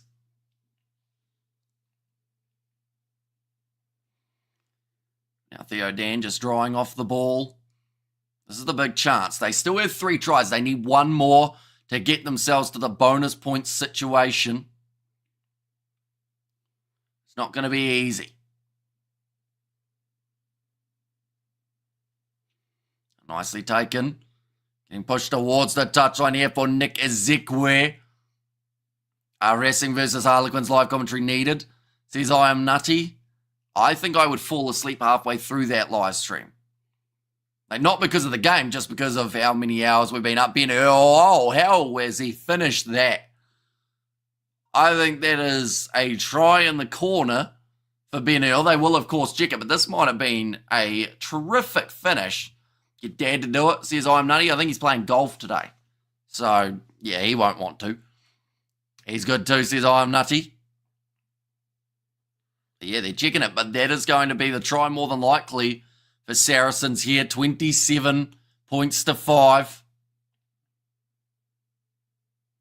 Has he got this one down? No space to work with. Steps back in. Sebastian Leclerc tries to hold him. He has done that, Ben Earl. I ban him immediately. Says Nico B. Yeah, that is finish of the day, I would say. And probably finish of the weekend as well. The fact that Ben Earl had 2 men drifting across trying to stop him and still somehow manages to get it down. With all the cards dished out, can we say today it was a game of cards? Yes, very much so. Now a chance for Fergus Burke to add the extra 2. Feelings of regret yet, says Lilia B. Yeah, this game certainly hasn't gone the way that people thought. A lot of people picking the Bulls to win this contest up against Saracens. Fergus Burke is unable to add the extra 2. The Bulls got castrated by So. Saracen says, I am nutty. Bulls missed the plane there, obviously, says Nico B. Yeah, that's now a points differential of 22. Heading into the next game, if this was how this game will end. But at the moment, it does seem like there's going to be more than just the 22 points in favour of Saracens. Although letting that one bounce was a bit of a risk, and now the Bulls have managed to take the ball back. Are you obsessed with our bro? The man not even here to defend himself, but yeah, again, he's good. Busy with lives. That's a big kick downfield. In-score predictions. Do let me know. Who is going to score the last try? Are we going to see another one from the Bulls? I hope so, but it just doesn't seem that likely. At the moment, there's just no oomph coming from this Bulls side.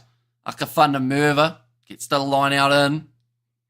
I think the referee just said it's fine.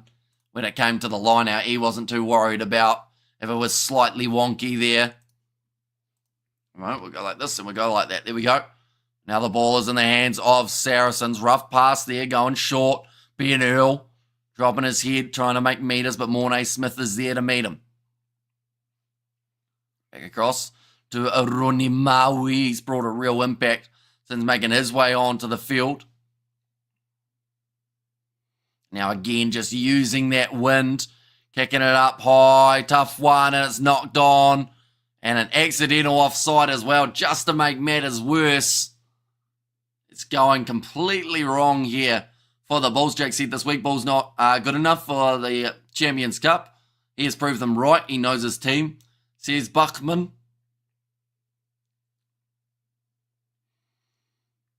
Yeah, just a drop ball from Johan Hussein.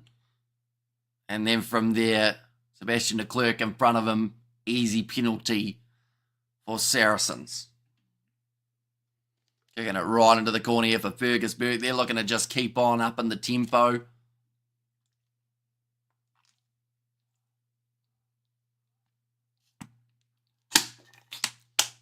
Gareth had a spatula pad with all his girls. Says Blues, no. And Bulls not in this game at all. Yeah, their best moments were early on when they got that first try of Sebastian de Klerk. Other than that, though, it just hasn't been anywhere near a performance that they'll be happy with. So maybe Jake should have planned his game plan or changed his game plan, says Nico B. Now going back across here, David Creel. We've hardly seen him with the possession. Now Papia goes across to Cameron Heineken. He's another guy that we used to see in line breaks for and whatnot, but the Bulls just haven't had enough position in their hands to be able to do so. It's off the boot there, playing a little bit of football. By the looks of Nick Tompkins commits to diving onto it. On drop ball, went backwards. Burke gets it up to Elliot Daly, who has a bit of a spill of the ball as well. Looking for the kick him behind, and Devin Williams running forward for this one, making 40 metres or so. Back across to the left-hand side. Oh, he stayed down a little bit longer, Devin Williams. Hopefully nothing too serious. Jeff van Heeren. Now back across to Akker van der Merwe. Trying to move away was Ben Earl, but he has been trapped in that breakdown. Referee won't penalise him for it this time. Keegan Johannes is across to Forster. Oh, loose ball, and it's going back for the scrum. Stripped by Saracens. I've been sitting down for a long time on these streams. Certainly feeling it now, but Bulls just not feeling any sort of rhythm all throughout this first 70 minutes. Jake White looks like he did at the start of this game, unfazed, happy to be there. I lost the match in the first half, not scoring enough points. Exactly right. They didn't use the wind. Saracens have done nothing but use the wind in the second half, and it is shown by the way that they've been able to really increase those points, moving up to 27 now. Because the Bulls, the only way to get out of their 22 at the moment is not kick their way out, it's to run their way out. But it's easier said than done when you've got Saracens making their tackles and also getting turnovers like we saw from Ronnie Maui just before. And while that's life, enjoys be positive energy, sends good vibes. Sees Blues, Nate.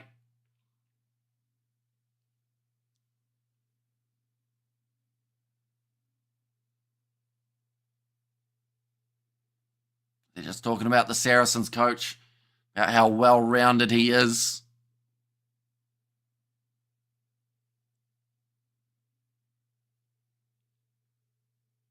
And now, scrum feed for Keegan Johannes. I'm going to ask a yes or no question, and I want just one word. Yes or no. Are the Bulls going to score in this last 10 minutes? They've got position at the moment, but they're only 45 metres out from their own line. Almost over, still going to the supermarket? I think so. I'll go see if the watermelon are about. And if not, I'm not sure what I'll get. I'll have to find something for breakfast, won't I? And now Devin Williams. In fact, no, sorry, Keegan Johannes. That's going to be knocked on by... Oh. That is a surprising one. Maro Atoje winning the turnover for his side. No, says Jimbo. No, says Gus. Going to see the replay here, so it's out.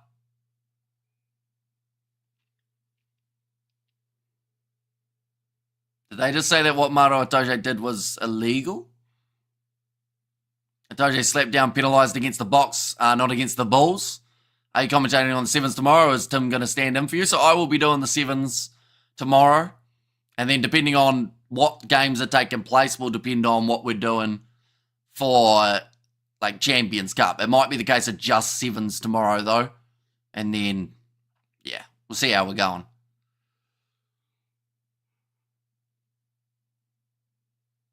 The crowd agrees, says I'm nutty. Now Marcel Coetzee back in position for the Bulls. Still 8.5 minutes left. Plenty of time to score. Everyone has said no so far. Bulls getting milked. Says I am nutty. Or a little kicking behind. It looks like it might have been quite a sore one for Johan Hussen, who is limping at the moment. Had his leg taken out as he was kicking that ball. Theo Dan runs forward. Nine's been told to use it, or in this case it is the 21 for Saracens, Gareth Simpson. Now out on the full, so they'll go right back to where he kicked it from.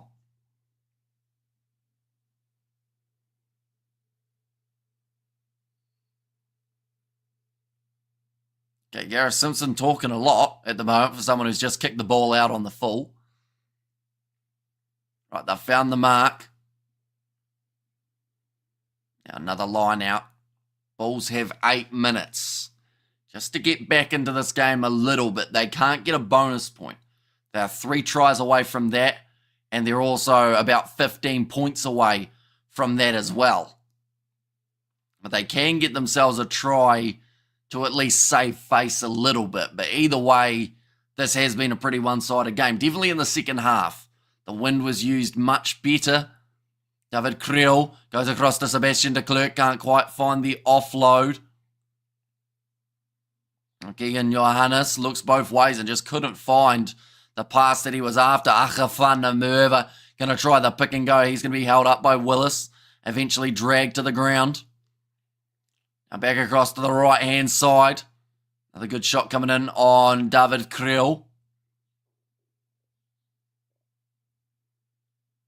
Another run from Ruan Vermaak. South African teams don't care about this comp. Only beat worst comp or team in the English comp. This is a long game, says Ruben. Yep. It also feels a lot longer because of the amount of errors that we've seen along the way as well. And because we haven't seen a massive amount of running rugby, this is now going to be an opportunity, though, for Saracens to cut their way forward. Moving to 40 metres out. Made by Akafana Merva. Now Simpson goes across to Theo Dan. Simpson across to Burke. Theo McFarland. He's also had a big game. Evening, Hugh Lads, Rockers and Bev Hamish. Sorry I missed this game. Have visitors. Thank goodness they've gone now. Elliot Daly just dropping that ball. I like how his first instinct was to blame the pass. And say, oh, you could have gone to anyone else but me, and then I wouldn't have dropped it. Guys, I'm out of here. This is an embarrassment. I'll see you next time out. Hamish, says Neville. And first half 5-5 now, 22 points added. Says Blues, no. And Sharks could go far. The other two South African teams not looking good at all. And are you Agent Carter from Marvel? Says I am nutty. Now another scrum, another stoppage in this game. Still a chance for the Bulls kind of to score. 5 minutes just about. So another change. Harry Wilson will make his way onto the field. Now that is not the Harry Wilson that some people will know. Shocking, disgusting is a better word, says Nico. And what a shocker. Score is terrible. The ball's not firing. It looks like another change as well. Tiff Eden Makes his way on for Fergus Burke, who I think has definitely put his name in the hat for a man of the match candidate. And Nick Ezekwe will go off for Harry Wilson. And hi, Roof. How you been, cuz? Says Spider Mick there. I don't think we've seen Dianti since he's made his way onto the field for the Bulls. Harold Foster, I think he's touched the ball once. And then you look at someone like a David Creel and Kanan Moody. They've hardly had any hands on the ball throughout this game. Here comes Cameron Heineken trying to break off the back and make a few meters in the process, which he has managed to do. Racing versus Harlequins commentary coming up next. Says, I am nutty. That is not correct. Now Keegan Johannes goes across there to Harold Foster. And pick the best game today. I think best game was probably, I'd say Sharks versus Exeter Chiefs. Like, just because we got to see some decent rugby. Like, that's the thing. I don't think any of the games today have been great. Which sounds harsh. Technically a TV star now. Have your own series. Says, I am nutty. And Stat could have had a third red for foul play, but the ref sees sense with 2 minutes left. Says Jimbo. Now Johannes goes across to Kanan Moody, who has knocked that ball on as well. Just sums up the day for the Bulls. It would always be tough to win there, with also bad conditions, and even worse is the Bulls look amateur with no fire or passion, says Buckman. Now Sebastian de Klerk with the draw and pass, bounces to Johan Goosen. Now gets it out wide. Devin Williams looking to go up the middle. Try for Munster, says Jimbo, so they got themselves another one. So that's a big win, I would say. Hamish deservedly putting his feet up, coming in next. Says Gus. Now Goosen goes across to Aka van der Merwe. Rowan Vermaak. Pick and go from Dianti. This match looks like the Bulls' first match against Leinster back in the first URC. Back to square one. Says Buckman. And another knock on coming from the Bulls. This time from Dianti in the breakdown.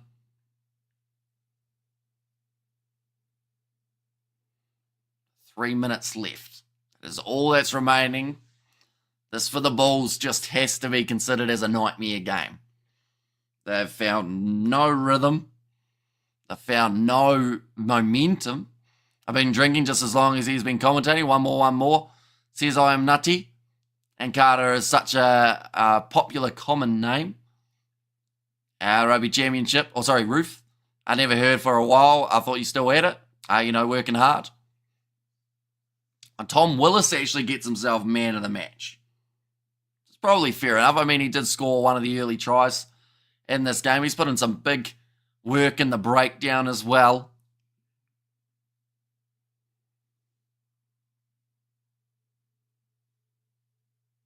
And Stat Wing 11 gets man of the match. Very dangerous young player, says Jimbo.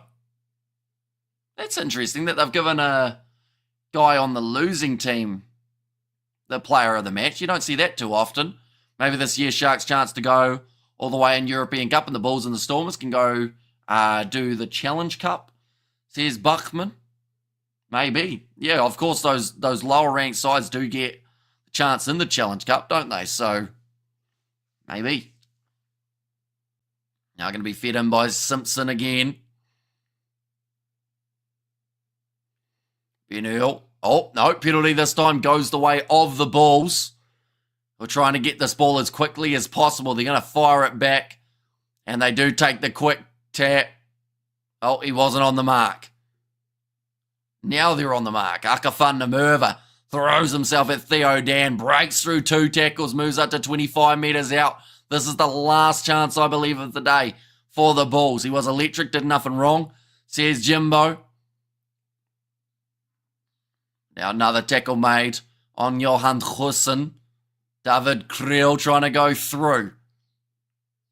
Like I said, this is their chance to score their one try of the second half. Keegan Johannes goes back across to Mornay Smith, who's met with some big shots. Many thanks for your patience and efforts today. Says I am nutty. Now back across to the left. David Creel gets out of one, but just loses his footing in the end. Johannes goes to Cameron Heineken. Now listen. Hasn't been able to light this back line on fire. A crisis was embarrassing, says Nico. Nice run from Heineken. Goes to Dianti. And it is another knock on coming from the Bulls. I'm not even sure how many that is now, but it has certainly reached double figures by a large amount. On attack, have we got the number? Defense, I don't think we do have the number, but it's probably one that they don't really want to know. Now just 1 minute left on the clock. Saracens, once they get the chance, they will try and boot this ball into touch. At the end of the day, they've got their 5 points from this match. The Bulls do not. They will walk away with 0 here. Sums up their performance until the Bulls get a general at 10. They can keep on dreaming, winning any titles, says Buchman. And hilarious, not embarrassing. And the Bulls really got a hiding here, says Spider-Mech. All right, 45 seconds left on the 80-minute clock. It's interesting. Looking at the time, this game hasn't actually run that long compared to a lot of other matches, but it has felt like an extremely long one. And that's the thing, like Saracens haven't done that much wrong today. They've actually played a very strong game of rugby. But I think it was the expectations of the Bulls doing better that has surprised a lot of people. Ben Earl, in fact this time it's Jack Willis, manages to break through 2 tackle attempts. Still 10 seconds remaining in this game. Trying to get that counter-up going, the Bulls, but this is going to use up enough time that now the siren will sound. And they kick it into touch, and Saracens win this game 27 points to the 5. But tomorrow, ladies and gents, we will have plenty more action. Which Bulls players had a good game? I think that we saw a decent performance from, I was going to say Villy LaRue, but maybe, like, he had a couple decent moments, but other times not really. I think Cameron Heineken went all right. Cobus Vesa, until he went off the field, was having a decent game as well. So, yeah, it was a tough day at the office for this Bulls side. But they'll look forward to next week when they're at home, taking on the Northampton Saints. But nonetheless, I do thank you all very much for tuning in. Like I said, we have got the 7s tonight that we will be covering on the channel. We'll try and get those live streams scheduled within the next couple hours or so. But I do thank you all very much for being here. If you did enjoy, be sure to leave a like and subscribe. And I will see you all for the next one.